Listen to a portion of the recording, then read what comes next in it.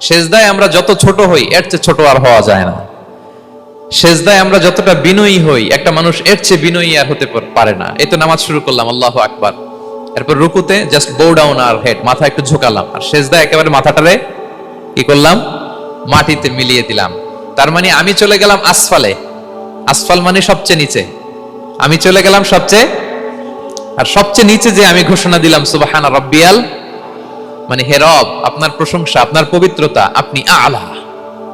আল্লাহ আমি আর নিজেকে এর চেয়ে তুচ্ছ করতে জানি না, এর চেয়ে ছোট আর করতে পারি না, আমি আমার নিজেকে উজাড় করে দিলাম, সবচেয়ে ছোট তুচ্ছ নগণ্য করে আপনার সামনে উপস্থাপন করে আমি ঘোষণা দিচ্ছি সুবহানা রাব্বিয়াল আলা। পবিত্রতা সেই রবের যিনি আলা, সর্বোচ্চে। সুবহানাল্লাহ পড়েন। তাহলে সিগনিফিকেন্সটা বুঝতে পারছেন কেন বিষ্ণু ইসলাম এটা পড়তেন সুবহানা রাব্বিয়াল আলা? কারণ আমি থাকি সবচেয়ে আসফালে, নিচে, আর তখন আমি ঘোষণা দেই glory be to Allah the most high, the most high, the most high আলা। আল্লাহ আমি একেবারে নিচে, কিন্তু তুমি হচ্ছে আলা। মজার ব্যাপার হচ্ছে সেজদায় আপনি যত নিচেই থাকেন না কেন, মাথা নাক নিচু করে ফিসফিস করে যাই বলেন না কেন, এটা মুহূর্তে আল্লাহর আরশে চলে যায়। আপনি নিচু হবেন কিন্তু কথা চলে যাবে আল্লাহর আরশে। এজন্য বিষ্ণু ইসলাম বলতেন মান তাওয়াদা তারাফা, যে নিচু হয় আল্লাহ তারে টেনে উপরে উঠায়। আপনি সেজদা দেওয়া মানে কি? নিচু হওয়া, ছোট হওয়া।